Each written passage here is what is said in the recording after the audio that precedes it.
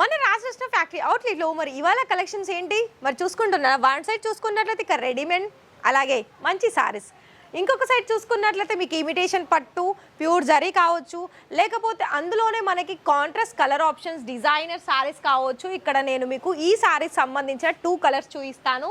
మరి చూసుకుంటున్నారా, ఇదైతే మనకి 2 కలర్ ఆప్షన్స్ ఉందండి. మరి ఇందులోనే ఇంకా కూడా కలర్ ఆప్షన్స్ ఉందా అంటే ఉంటుంది, రిమైనింగ్ ఇంకా 2 కలర్స్ ఉంటుంది.